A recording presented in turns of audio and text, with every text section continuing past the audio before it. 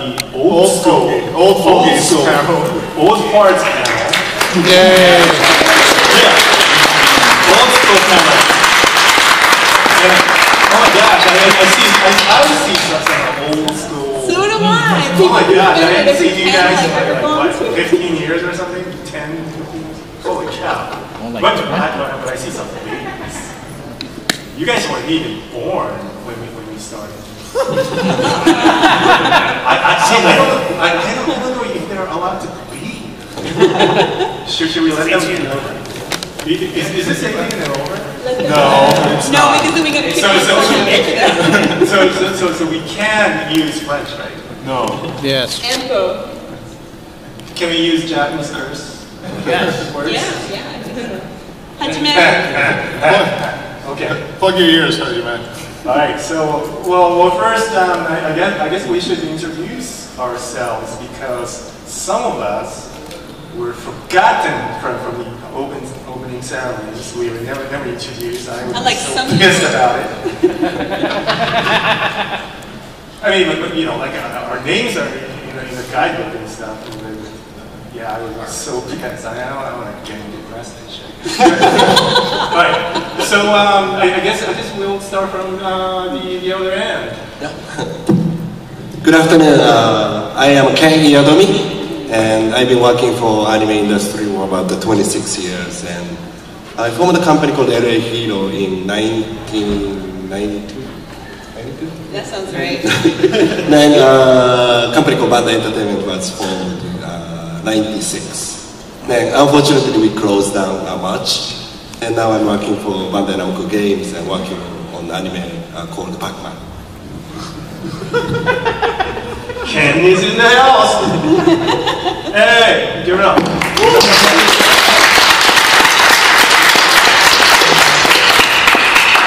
I'm Robert Napton. I started working in a company now deceased called Books Nippon, also US renditions in 1988. And then I went to work for Mr. Iyadomi at LA Hero. And then I left the industry for quite a while to write comic books. And I came back in 2004 at Bandai to start the manga division. And I was there until 2012. So, thank you. Robert in the house, y'all. All right, since we're all doing how we got to know each other, Ken started, and then he started working at Books Nippon. I was buying from Books Nippon because I'd found out about this show called Star Blazers, Yamato, and I was doing mail orders at Books Nippon. And I met this guy over here at a convention. No, I met you at the Animag meeting. You met me at the Animag meeting. Jeff. I met somebody who was on the Animag staff at a convention, and he brought me back to the Animag meeting, and that's when Toshi and I met. And then after that, we hooked up with these guys and did the translation for some of their videos, so that's how we're connected. We started back in 1988 as well, so if you do the math, that's like a really long time that we've been in anime. So we were doing that, and then we started doing Animag, which was one of the first professional anime manga magazines in the US. And we were doing that out of Berkeley, and let's see, a couple years after that, I became the editor of Animerica, which was published by Viz. And we did anime and manga in that, and I worked as a producer and a writer and a translator and a voice actor and blah, blah, blah, blah, blah. What's your name? Trish, sorry. You don't know. What are you doing here? Don't you read the program book? Trish Ledoux.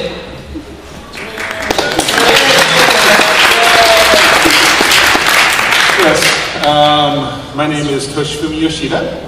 I set out to prove my mom wrong that I could never make a living watching cartoons and reading comic books all the time, which is also the name of my panel tomorrow or Sunday. And I started out with a group of anime fans in Berkeley in the late 80s, where there was a cartoon fantasy organization, CFO, had this newsletter they would charge $3 for called Gur Talk. It was 10 pages of Xerox paper with a fan-drawn cover, and that was $3. So we set out to lay out a professionally looking magazine called Animag. Anybody actually own an issue of Animag? Yay! Yes. And we said we're gonna have a color cover, we're gonna lay out everything in Ready, Set, Go in a 512 Mac, and have a color cover and sell it for $250. And that was the whole impetus. That was the business plan. And then, of course, doing this, we start doing reviews of stuff coming out from U.S. renditions. And we wrote a really scathing review of like their first volume. And all of a sudden, hey, do you want to work on volume 2? Which was our foot in the door of the video industry. We didn't publish a bad review. I just remember we like sent an email. I was like, yeah, dude, you might want to reconsider some of these translations. Was the email around then? It wasn't an email. Oh, come on. It was CompuServe in the late 80s. I got a fax. It was a fax. You're right, it was a fax. No. Well, we'll get into the details, but the true story is... We got us in the industry, and then all of a sudden, as the Animag imploded, Seiichi Horiuchi, head of Viz Communications at the time before they became Viz Media and whatever they're called now, had this way of saying, hey, do you know anyone that can do this? Which is his way of asking you if you want a job. He says, do you know anyone who can edit an animation magazine? I said, yes. As it turns out, I live with her. A year later, they say, hey, do you know anyone who can do dope anime for us? I said, you know, I can think of someone. And hence spent 12 years at Viz Communications working on shows like Ranma 1/2, Inuyasha, and every other Viz release before that sort of imploded. I floundered for a while doing manga translations, Negima, Dark Horse Comics, and a bunch of stuff. Then Bob picked me up, and Ken said, hey, why don't you come over to Bandai? So I went over to Bandai for a while and said, hey, welcome to Bandai. Here's Gren Lagann. We're 3 months behind schedule. Go. And I spent 2 years there before the DVD market exploded. And you'll notice a trend. Yes. And I floundered for a while, and then I got picked up by Pokemon. So currently I am the English and European dubbed language versions of Pokemon as producer. So I serve the yellow mouse. All hell. Probably the only one of the old fogies on the panel that's not saying, get your Pokemon off my lawn! Gotta catch them all.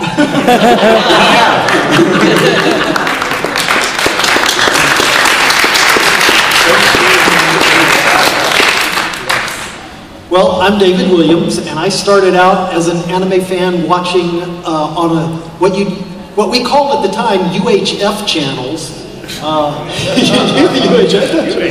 UHF channels, watching things like Gigantor and Astro Boy and such. And I was a programmer, so I took a job at the Texas Medical Center, working for Baylor College of Medicine, writing software for the Human Genome Project, doing DNA sequencing. And I was like, I took the job for one reason and one reason only, is that was at the time the only place you could get the internet. And I had heard there's this thing called Rec Arts Anime on it. So I said, yeah, I'll take your job. I'll come in and I'll write the programs for you. Can I get on the internet? Can I use it as much as I want? Yeah, sure, go ahead. So I started working, we were putting together clubs in Houston, helping out. I met Matt Greenfield, who had started Anime NASA, and he and I ran the clubs down there for a while. We got to meet a guy named John Ledford, who was doing a game store where he was importing Japanese laser discs, and we would go down there and rent them and take them back and run them on VHS tapes and then take the disc back. Yes, Toshi. And then John called up one day and said that he was thinking about starting an anime company, and were we interested? And said, sure, and of course I will. And that's how my living room became the first production facilities for AD Vision at the time. As we sat there in my living room and translated the shows, and I keyed the translation in as they did into my Amiga computer, and ran the timing off, and yeah, on my Amiga 1000 with the little sidecar. And the way that I got tied in with Toshi and all was I was a fan of Animag magazine. I had to buy them all. I think I first saw you at AnimeCon 91? Probably. Yeah, I think that's where I first saw the two of you there. And then we started working ADV, and kind of that's where we saw each other at a convention. Anime conventions over and over. I actually was in your roast at OhioCon. Oh. Yes, I was one of the guys that got to roast Toshi. Yes. who was one of the very few happy. people that actually knew me at that Now- roast. I now- felt like I was on Comedy Central. Because I did know him, and and you told me at that time. I don't remember if you remember what you told me. I You was said- so drunk. You were. He's told me, he says, I'm glad that you didn't bring up the one thing for the first time that I ever met you, the one thing that I actually said to you. And at that time, I didn't say anything about it. You're going to bring it up now. I'm going to bring it up. Because the first thing he did is he found out who I was and where I worked for. He's like, do you got a job? Can you hire me, please? I want to come work for you. I would have taken the job too. That's how it works. So, and now I work with Sentai Filmworks, so. Yeah. That's the ADV was the one company you could never kill. Well, they're still around. One way or the other. They are still around. They've still owned some licenses. They just re-released Elfin Lead on Blu-ray now. Wow. And so they're still around. So you guys split into like what, 5 different companies? Or... That's a whole different. This is the early days. That's the later days. Right. So I guess I'm going to talk about my old days. Oh, well, we need to give a talk for David. Oh yeah.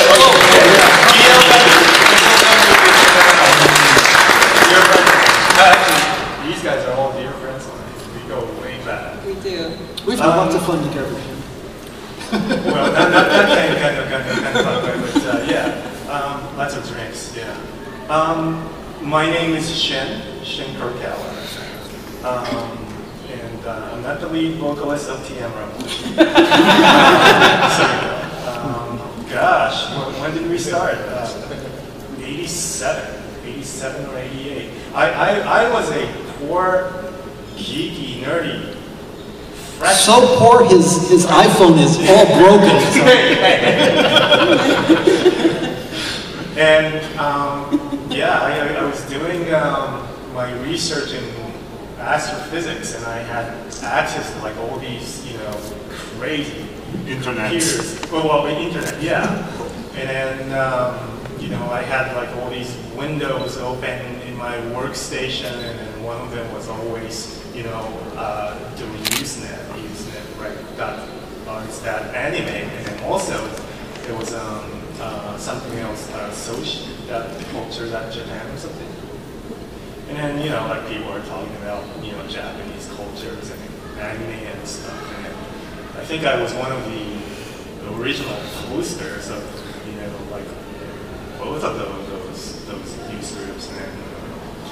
And, we talked about all the silliest stuff, old school anime and whatever.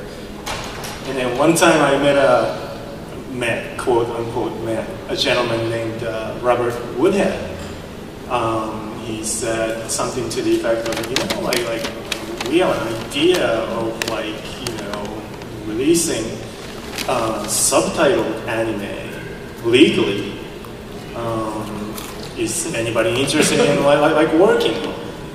And like an idiot, I said, yeah, I would do it. Because like my research projects, they're all computer based, and then I had to wait for programs to end compile it and whatever. And you got to remember this. Computers back then were so slow, so you had to wait for like 30 hours to finish one little calculation. And so I was looking for ways to kill time. So I met the guy, although we haven't met in person for 5 years, but checks kept coming, so that was pretty cool. And so we legally incorporated in 88 or 89, and then our first release. And then Ken and I were talking about this some time ago. Our very first subtitled anime, technically ours came first, but he sold his like few days prior to, because he had the entire book Nippon, the distribution channel in it. Switch? And then ours was just a manual handout. What was the title? Maddox, And Maddox the title Maddox for- 01. And the company Gunbuster was, 1, yeah. You haven't mentioned the company name yet. Oh, okay. Sorry. Yeah, I'm one of the co-founding members of Animego. Thank you. And I left. I got bought out several years ago, and then I also left the American side of doing anime business. And I went to the dark side of working with the Japanese and Koreans, using Hollywood money. And that's right. And one thing led to another, and one of the projects that I did before I left the American scene was a show called Macross. And then it was crazy restoration project that took me like almost 2 years to complete.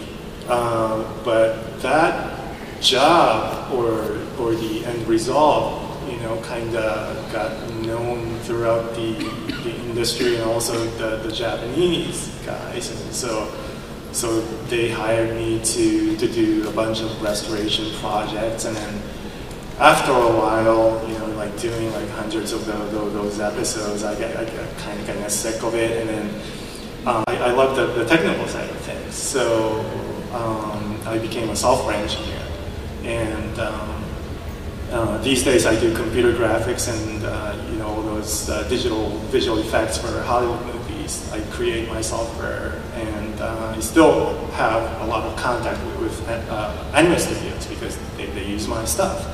I get to charge more for those guys. And yeah, that's about it. But I just can't believe that, like we started all of that thing like 25 years ago. I made my very first, I got my very first anime paycheck when I was like... You got paid? I was 19, man, and it was only $300 for that entire year of work. But hey, man, I mean, we paid for my ramen dinners. So I was a poor freshman at college, and that was like awesome. Can you connect a thread to David? Like we're continuing down how we know each other. Yeah. So Dave, we met at a New York con. Was it Icon or something? I don't think it was Icon. Or something like like early '90s, something like that. Yeah. Animes, maybe. And then Toshi and Trish. Okay, so back in the late '80s and then early '90s, Animego was doing like all these all sorts of subtitled anime. And Trish and I translated Otakon video. Yeah. So we worked together, and then back then, how we used to do was okay. First of all, like if you've ever read like Homer's Iliad or like any sort of like foreign literature in You school. didn't just compare anime to Homer's Iliad. That genre. My God, that's horrible.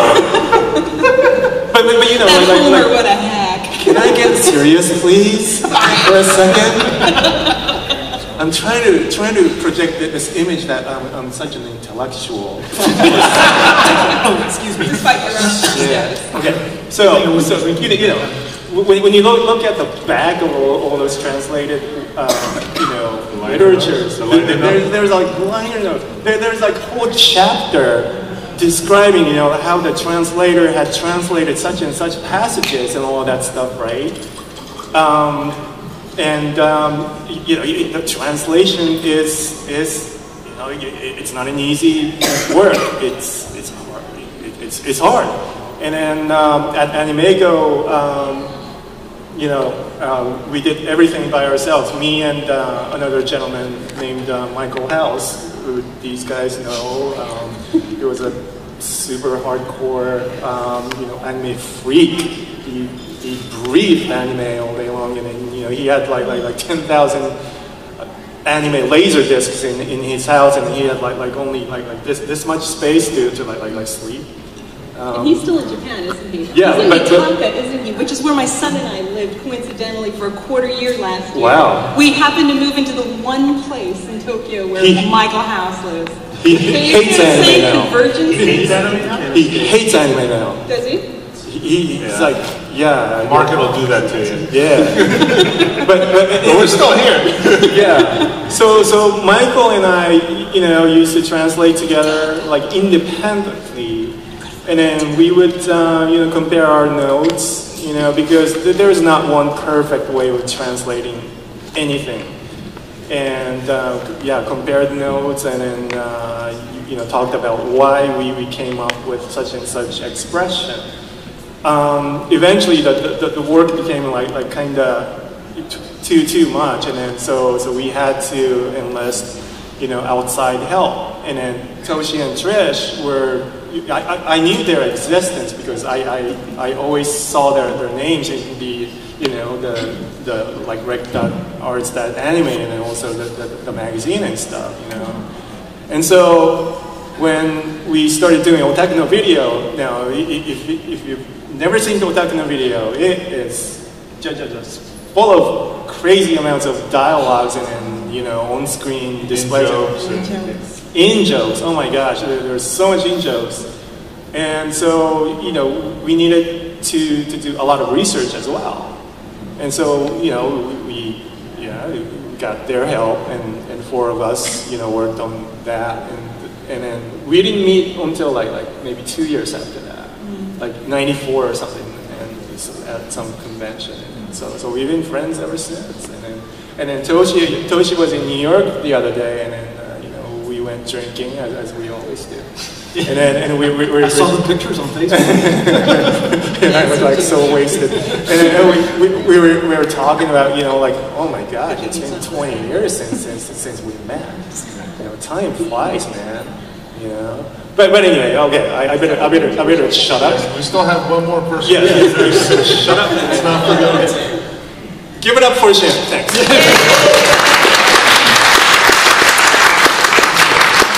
Hello there, everyone. My name's Kevin McKeever. The youngin' of the group. The youngin' of the group. And now, I grew up in a small town in southeastern Connecticut, and I would watch anime. I would watch anime like Battle of the Planets, Voltron, but I didn't know really what it was. I knew it was a quote-unquote cartoon, but I didn't realize it was from Japan. I didn't realize it was part of a larger sort of genre or art form called anime. Then one day, in April 1985, a phenomenal animated program altered the course of television history. It was called Robotech. I sat there and I watched it, because you know how I found it? I wanted to watch an episode of Vehicle Team Voltron. And they said, it was off school that day, and sure enough, the first episode of Robotech came on, and it changed my life to the point where I wanted to get into entertainment and do it professionally. And from that, I did lighting for theater and rock and roll. I did lighting at the Goodspeed Opera House, the birthplace of musicals like Annie and Man of La Mancha. I did lighting at Foxwoods Resort Casino. I did lighting for In Excess and Pavarotti, Duran Duran, Alice Cooper. Very good show, by the way. And then from that, I moved to Hollywood, and I worked at Fox, I worked at Paramount, I worked for Universal, I worked on TV shows like Jackass, Kids Say the Darndest Things. And then I heard through the grapevine that a company was going to start an anime project up. And I contacted them out of the blue and said, hi, Alan, you don't know me, but I think I could be of some help on your new anime project. Here's my card, here's my thing. So 2 years of lobbying, and eventually Harmony Gold hired me to be a full-time temporary employee. That's how it worked, yeah? Yes, a full-time temporary employee, meaning I work 40 hours and after a year they get rid of me. But the problem was though, 14 months had gone by and I was still there. So I go to the executive and say, guys, I was supposed to leave 2 months ago, and do you still want me? And they're like, oh God, we have to keep you. And from that, I now am Vice President of Marketing for the Robotech franchise. So, there you go. So we'll turn it back over to Shin. So, where can we go from here, though? Unofficial moderator, he said. Unofficial moderator. All right. Okay. Well, what can we talk about? What do you want to know? Yes. What do you want to know? Need Dr. Hathaway for that. Yeah. Yes. Important changes in anime and manga as it's actually contributed through like the last 30 years. Okay, stop saying manga. Manga. Sorry. You know I've been screwing my voice all day. Please continue. I was being an ass. No, I was screwing my voice all day. I've been doing the Lupin voice all day. Should we? Yeah, but that's why I want to know what the changes have been in anime and manga have been in the past 30 years. Some of the most important changes. Important changes. So that everybody can hear the. I mean, one thing I can tell you when we first started doing, and I'm sure Shin can dive in on this too, when we first started contemplating, Kenny Iyadomi came to Books Nippon when I was working there, and he was kind of the first guy to come from Japan, from the industry in Japan, and really say, hey, we need to create a home video market for anime that is just anime straight with subtitles. And at the time we were like, okay, well, we can sell these to comic stores, we can distribute it through the Books Nippon club and the store. I mean, our ambitions were pretty small because there really wasn't a market for anime in the US. I mean, we would go to video buyers and they would be like, subtitle cartoons? Are you crazy? I mean, they literally didn't want to hear from us. So we would try to sell a couple thousand units and we'd be pretty happy. So obviously the biggest change, which actually occurred when I was out of the industry, is I can still remember this in 2001 or 2002, and Ken can talk about this as well, walking into Suncoast, and there was a whole section of anime DVDs, and I was like, my God, this was the dream, when we started out. And it's funny, because now we're in a place where it's changed again, and it's gotten a little more niche-y in terms of the distribution, but they didn't want to hear about anime when we first started out, the mass retailers, and now it's accepted as a genre. So I think that's kind of been the biggest change that I got to see. Yeah, absolutely. We used to talk about, working in the magazine, which was aimed at anime and manga fans. We didn't get a lot of casual readers. If you were picking up Animag or Animerica, Animag obviously from anime and manga, Animag, and Animerica from anime and America and America. Just the titles of those kind of hints that, you only read those publications if you had already known what it was you were getting. It was unlikely, given the places that those magazines were distributed, that you would just sort of casually pick it up. But anyway, our joke used to be, we'd have a letters column, and sometimes the fans would write in, and they would be very angry about various things, as we fans often are about many things. And the joke used to be about the clueless 13-year-old wearing the Sailor Moon t-shirt at Suncoast. That's verbatim, that's word for word. That used to be like the trope of the bugbear that the true fans, who generally tend to be dudes. I was not a dude at the time, so I think I always had kind of maybe a higher profile than I might have otherwise, due to the fact that I wasn't a guy in anime, and I started learning Japanese so that I could watch anime, and I actually teach high school Japanese now, so it's been a consistent thread through my life. But I started all of this just to watch cartoons anyway. That was the thing they always used to make the joke about, that, oh yeah, where were they when we were meeting at our CFO meetings, passing around our nth generation VHS copy where you couldn't even see what was that, Macross or Gundam? I don't know what that is in the distance. The idea, the insult, the outrage that a clueless 13-year-old girl wearing a Sailor Moon t-shirt would walk into a Suncoast video. Look where we are now. Someone just asked, what's a Suncoast?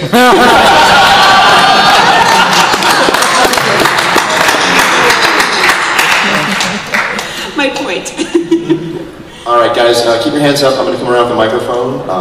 Were you guys finished on that, or did anyone else want to chime in? Well, I just want to add in, 30 years ago, no one knows about the Japanese animation. I went to high school in the US when I was 18, 32 years ago.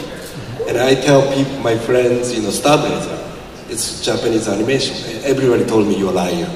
How come characters got the blondes and so on? And even like lately, like when I was working on Ghost in the Shell, I hung the poster in my office, and I got the warning on sexual harassment from HR.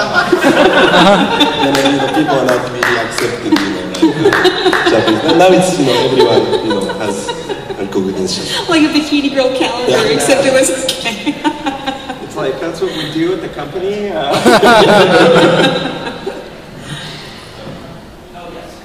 What role do you think that anime cons, like the early ones like Anime Con and Anime America, Otakon, in the early 90s, how do you think that they affected the anime industry and the growth of it in through the 90s and the early 2000s? Great question. That's a great question. Why don't someone on this end of the table address? Anime cons played a big role in it. I'd say that Anime Con 91 was the first really big anime convention that drew fans from all over the country, that had Japanese guests there. That's why Matt and Janice and I, we hopped in the car and we drove 36 hours to get there to go, because we knew all these great creators of the works in Japan and whatnot were going to be there.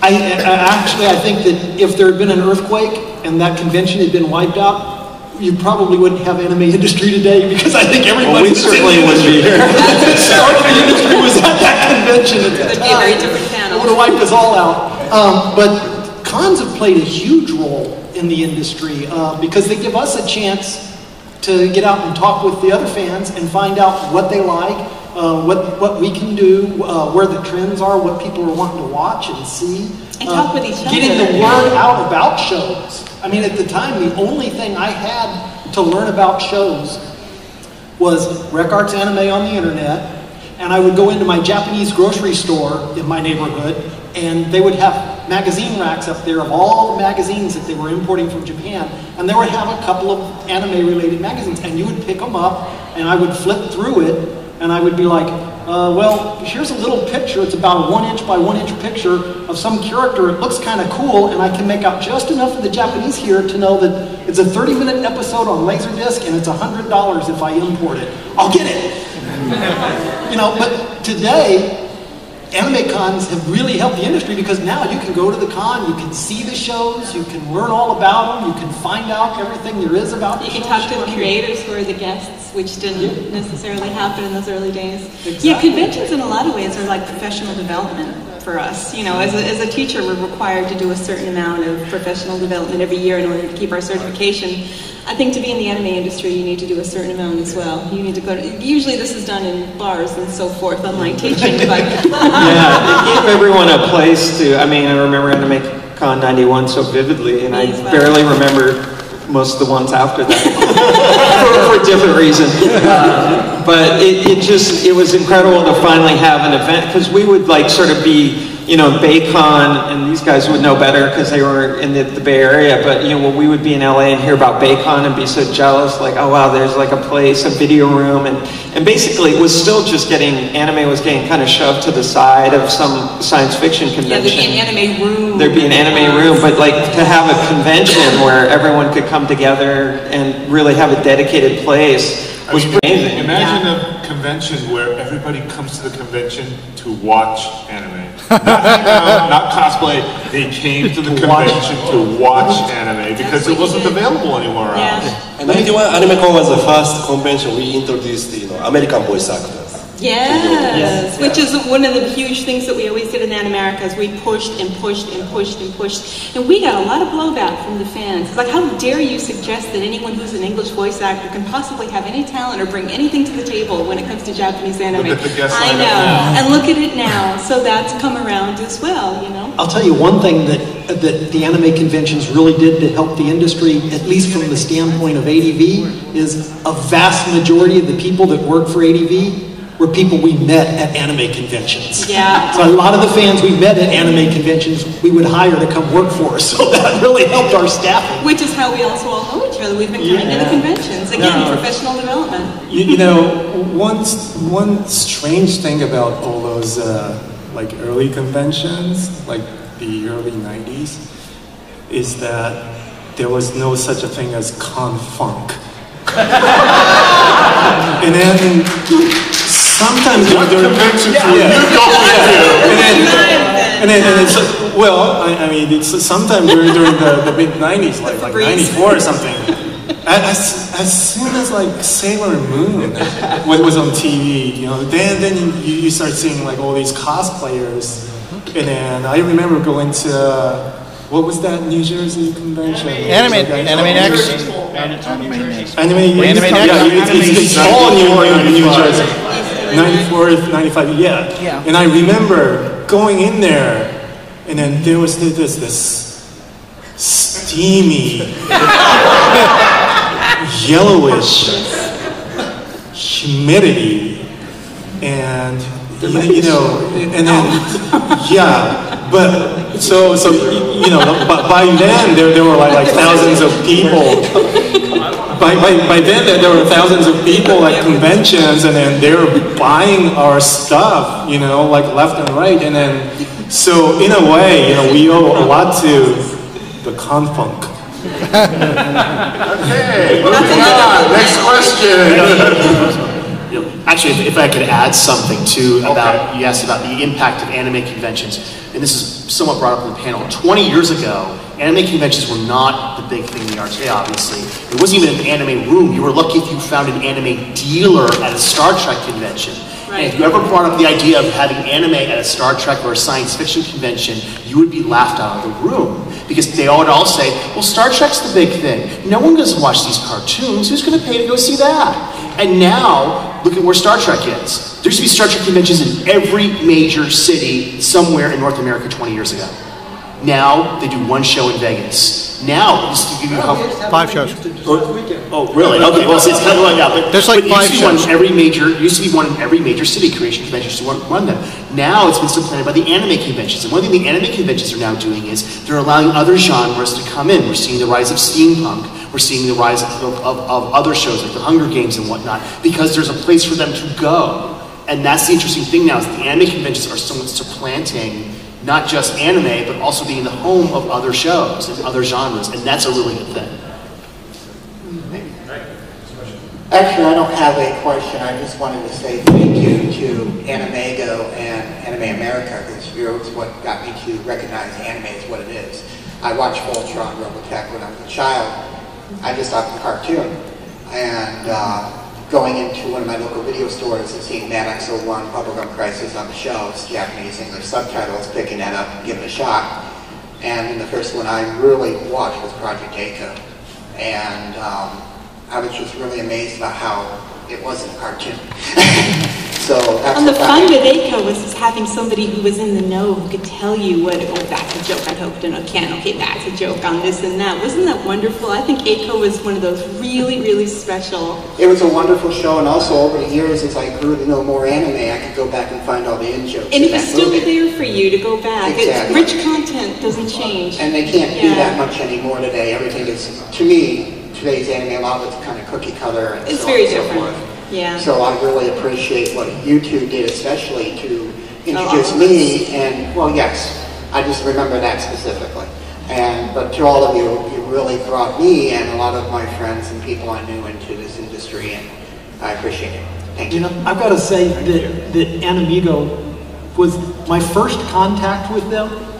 Was looking in a magazine and seeing an ad for I think it was Ox 001, and thinking, this can't be legit, it's got to be a bootleg. Because people didn't do that back then. If you didn't advertise and sell subtitled anime, and all the subtitled anime and everything I'd found since then was either fan subs or bootlegs. And I was looking at it and I was like, who are these people? This can't be legit. This has got to be fake. These are bootleggers. It was like all trial and error. I mean, nobody had done anything like that, so we were like, we didn't know what the hell we were doing. It was guesswork. Anime or in America to get ad space. But you know, like we priced that tape at $39.99, and people bought it. 2 half-hour episodes for $30, subtitled Ranma. But you have to remember, Books Nippon was importing VHS for like $100 Yes. to get a Japanese. Yeah. So that almost seemed like a deal because we priced ours about the same. And those compared to an import. So everyone was like, "Wow, $35, so cheap." Oh, and speaking of which, like all those, like anime fans who weren't buying our stuff, they were like ordering LDs from like Laser Perceptions for like $150. Yeah, they were so it's like, where did those kids? I used to go to Eldon's place, like, a couple times a week. I'd say, hey, and then you still see Eldon in the dealership. No, I bought that one. The whole reason I got a Laserdisc player was to import Japanese Laserdiscs because the Laserdiscs in Japan were actually cheaper than the VHS tapes. Yeah, well, not if you're buying an entire series. I still have my Galaxy Express Laserdisc set. It costs $1,000. I can't bring myself I still have to all throw my it out. Laserdiscs, my whole collection. The Studio Ghibli box set. Oh yeah, that was pricey. Yeah, Laserdiscs. Yeah, they're like Microsoft Windows 95 of the video format. If not older. That's like again, that's a panel in itself. Yeah. Has anyone seen raise your hand if you've ever owned a Laserdisc. I'm just curious. Wow. See, this is a good audience. Yeah, Raise your hand if you've ever owned a CED. A what? Ah, yes, I got a few of you. Yes, we can stick together. I had a The video record player. Now, is VHD and CED the same thing? No, It's a little different.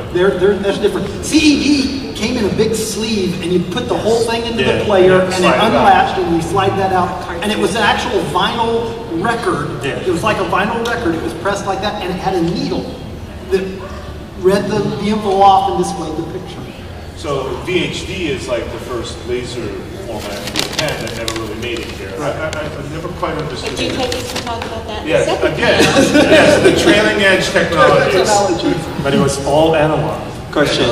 Beauty in analog technology. Well, first of all, let me thank you for appearing here at Otakon today, and especially to Mr. Napton, because I listened to your ANN podcast earlier this year, and found it quite informative. And secondly, this is the first time in years I heard anybody officially use Usenet in a statement. We use it all the Obviously, you time. don't hang out with us very much.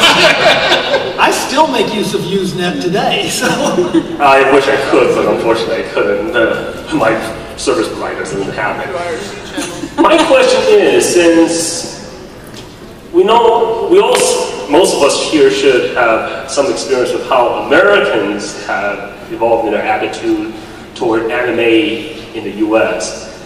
My question is, what has your view of how the Japanese view of anime in the US evolved over the years? Because based on what I know, except for a few cases like Tetsunoko back then, who were very active in pushing anime for overseas sales, most Japanese were thinking overseas sales? What? Yeah.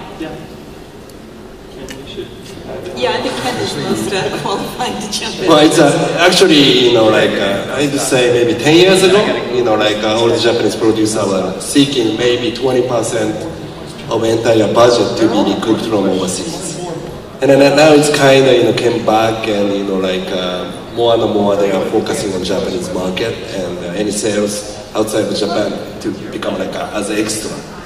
And one of the biggest impact was the internet. So people can see the animations through the net, and it has become little bit tougher time in the packaging business, but also price different issue got kicked in. That's how the industry was growing. But still, people are doing good business, and it depends on the show. Some show they look for more sales from the overseas, and some show they don't care. Yeah. I actually have a question for Ken-san. Because we basically started around the same time. What was your very first dealing with the Japanese licensors? Because we were probably in Japan at the same time. Actually, I was working at the licensor portion. working with Books Nippon, so it was a little bit Yeah, we easier. were actually the licensee. Yeah. And Ken was the licensor when he brought See, in Animego's case, our CEO, Robert Woodhead, he had a lot of connections in Japan and throughout the world. He used to be a game developer. He produced this program called Wizardry for Apple II, and made like billions of dollars. And he also wrote a program called Virex for Mac. Of course, this was back in the 80s. And then for some business conference, he was over in Japan and he got introduced to Mr. Okada. And then through Mr. Okada, Robert was introduced to several people in the in the Japanese industry, like Fuji Communications. Mr. Okada being the then founding member of Gainax. Assume that everybody necessarily knows all these people. And they're buddies. And then one time, Mr. Okada told Robert that everybody wants to do business with you, but nobody wants to be the first one. But like one thing led to another, and then we made a deal with Fuji, and then we had a choice of doing Maddox 1 or Project Eiko, of all things. And we chose Maddox. We did that. And as soon as we made a deal, and then, we gave them advance money and then royalties, and then they were like, holy shit, like we can get royalties. And then, the word spread around to other companies, and then, Toshiba wanted to do business with us, and all sorts of, doors opened up. And then, before, these guys came, we went crazy with licensing. But at the time, prices were pretty reasonable. And then these guys came, and then, Hey, the first show we licensed, Devil Hunter Yoko, we told them we wanted to license it, and their response was, why? you want to do what with it? You want to license it? We're going to subtitle it and release it over here in the States. Like, we would really? that. Really? Why? That's so true. And just Actually, that was when I was still at Bandai, and I quit and formed Data Hero. And capital was only $1,000, and we could get license, like without advance, just giving them a minimum guarantee on the units. Those days, maybe maybe 2,000 units, something like that. We could get the license. We could sell this room probably It quickly changed. Yeah, I was going to actually make the same point, because when I remember, of course, what we were paying for licensing fees at, Books Nippon, US Renditions, LA Hero, and then I left for a long time, and when I came back to Bandai, one of the shocking things for me was when Ken was telling me how much he had to pay to get titles, and I was like, what?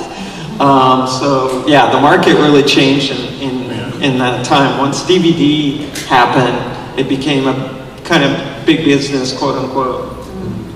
So just going back to your original question really quickly, how much, I think it was like, what are the Japanese doing to make it more marketable overseas, or just Japan?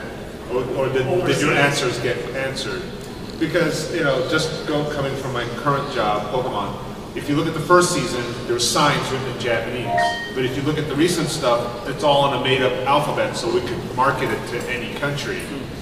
So, I mean, other than the occasional winner or versus that comes up, Japan makes an active choice to make it a made-up language to make it more marketable to other markets. Right, it could drop anywhere and be it keeps easily adapted. And let's see, next question. So, you guys had a big hand in getting the ball rolling, or helping the ball to spread and get bigger, but like he touched on earlier, nobody had done some of this stuff before, and whenever you do something new, there's always mistakes and lessons learned, and I was curious, what are some of the mistakes or some of the things that happened where it was like, we learned a lot from this, right, or it was kind of, because you don't have any information, and I'm kind of curious if there's any events or specific things some of you remember where it sticks out as like a big learning point for you or the company you were with.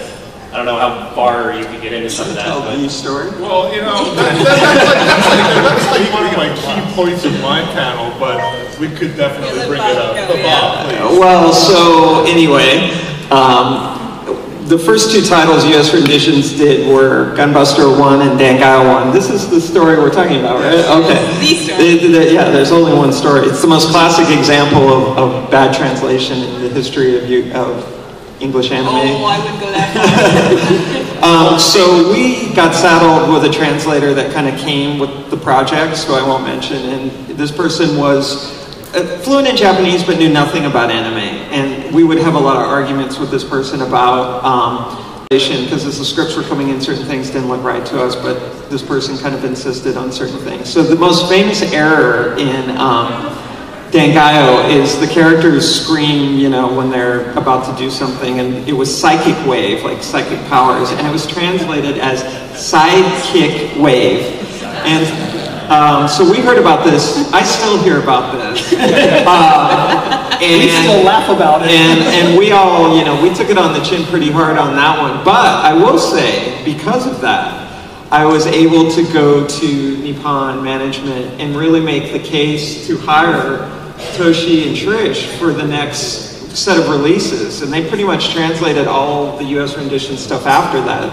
So had there not been a sidekick wave, Toshi, I don't think I would have had as big an argument to make to hire these guys. So, you know, but that's something to this day that we, you know, I still have to hear about from people. And in fact, it got to the point where I was almost going to start my joke was I was going to start a group or band called Sidekick Wave, because I thought it was cool and we were going to hire people. And the Banker Pirates. And the Banker Pirates. But anyway, that's a memorable. And we have to emphasize there was no internet. So it's not like you could just look it up and see what it meant, Sidekick Wave. We had no idea when we were doing Gunbuster. You know, there's all that stuff about the Tannhäuser Gate. So we're like, what the, you know, we could go to the public library and maybe we'd find something, but it wasn't a Japanese language resource. So our trick was to get a friend of ours who worked on Animac, who happened to be a physics student at UC Berkeley, and then he did that whole opening segment of Gunbuster for us. So if that is right, and if that seemed good to anyone, it's because we were smart enough to know that we were in way over our heads. The biggest mistake I had was I worked with a studio called Cave. Oh God, yeah. That was the first our dubbing project, and I tried to do, you know, recording in the way that Japanese does it. You know, all the actors all together, you know, record together. And that was the first mistake I made, because, you know, like American engineer couldn't handle the offline, like, you know, like the Japanese does. We have to record one by one. And the second mistake, the studio was only capable for music recording, so they didn't know anything about the time code. And when we recorded, we heard like somebody went to the bathroom and flushing toilet. Then we went to Metro Claypool. Yes, that's why I wanted to mention. Yeah, it was literally called The Cave. It was a studio that's been like probably got flattened in the big earthquake about 10 years ago in LA, because it was literally on a mountainside, and the recording booth was part of the mountain, like it was dirt, and so the actors would go in. I was there when Steve Bloom, who's now one of the most famous voice actors, did his first session, and he was in there, and like, you know, everyone's shoes were getting dirty, and he was like, is this normally how things are done? I was like, I don't know. Is that the picture of Steve in the acid wash? Yeah, in acid wash shoes. But yeah, fortunately we discovered Les Claypool, Magnitude 8 Studios, who was a genius with audio. And, which is where I did my first recording on Outlanders. And I remember we went in, and I was in the little booth with the egg crate in it. It was about the size of a closet, and there was a little TV, and it had a little ribbon on the bottom, and you were supposed to watch the ribbon, and as long as the ribbon went, that's how long you had to deliver your lines. And then that was it. And if you missed it, they had to rewind the VHS, and you hit it again, and then they'd rewind the VHS, and then you'd hit it again. It was some of the hardest work I have ever done. It was very difficult. No Pro Tools, no rhythm band, no nothing. No 3 beeps. I think one of the best things that I learned from the early days was always check your product before accepting delivery of it. Because we accepted delivery on 10,000 VHS tapes of Devil Hunter Yoko for our first title. And we didn't realize it at the time, but if you remember your VHS tapes, to keep you from erasing it accidentally, there was a little notch on it. And you could break that off. Well, all of these came, that notch was still there. And we had to sit there for weeks, all of us opening those up, breaking the little notches off, and wrapping them back up again. And there were still, I think they still find little notches in that building. They're little blue notches. Right. So always check your product. We're running a little short on time here, so I'm going to say we've got time for about 2 more questions, because we do have another group that's going to be here at 6:45. So there are some folks that have had their hands up pretty much the whole time, so I'm going to go to this gentleman here, and then I think, have you had your hand up the whole time? All right, then I'm going to go back here, because I've been up in this area a lot. So, sir, what's your question? Thank you. So since there wasn't much in the industry, you guys were starting this, how exactly did you go about getting the word out that, hey, we're selling this stuff? And did you see lots of success at the beginning, or was it a struggle month to month to keep operating? We bought ads in Animag. Yeah, and then in America after that. Animag, actually I was posting on Recarts Anime to the fans that were on there saying, hey, we've got these titles coming out, and anime conventions. Those were the, Huge. You would have your company panel, and then you would announce your releases, and that was the and you'd be in the dealer's room all day long just selling your tapes. And also sci-fi conventions. Yeah, that's true. Yeah. Anywhere that they'll take you. All right, ready for the last question? All right, before we take this last question, I am going to say that we do have to leave the room. However, you, the industry guests, you do not have to leave the area, so if anyone wants to hang out here and answer questions, you're more than welcome to. Attendees, if you see them out there, feel free to ask them questions if they don't have anywhere they need to go. If they do have to go somewhere, we do ask that you please allow them to go out there. With that being said, last question. Okay, I still have the very first VHS that I watched that when I realized that this is not American animation. So I just need to know, were any of you folks with us today responsible for Warriors of the Wind? Tangentially. That's Roger Corman, right? Yeah, Roger Corman. Yeah, I just love that. Not that next scene. And they cut like 30 minutes or something. Yeah, they did. But they didn't redo the music or anything, so it's like you hear the singing.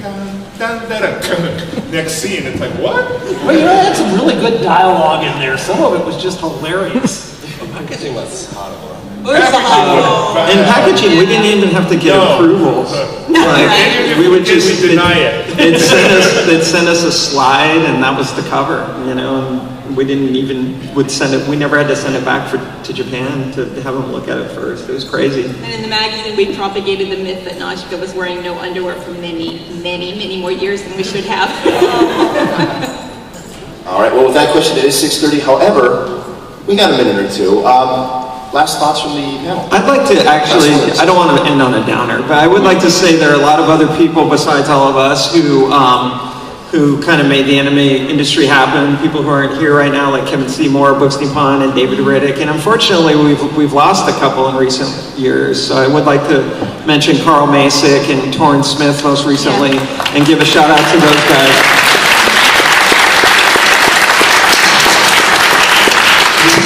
May I also add two more very important individuals.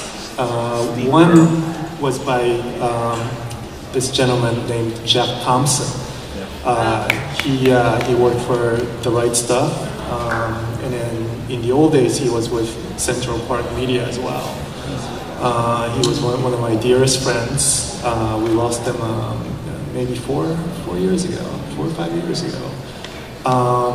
And also another person, Steve Pearl. Steve Pearl was one of our active fan in the new records. He was probably the most active guy on rec.ars.anime since '87. You guys know it as the early internet. And it was probably because of him that, you know, like all those, you know, big FAQ lists about like all sorts of shows and then anime songs and whatnot, you know, became like such a, you know, popular thing. And then it I mean, those two guys really helped the industry so much. And I honestly think that like we should do some like retrospective or like tribute to those guys. And Carl, he was a friend of mine too. He came to my studio when I was working on Macross, and what a great guy. And so.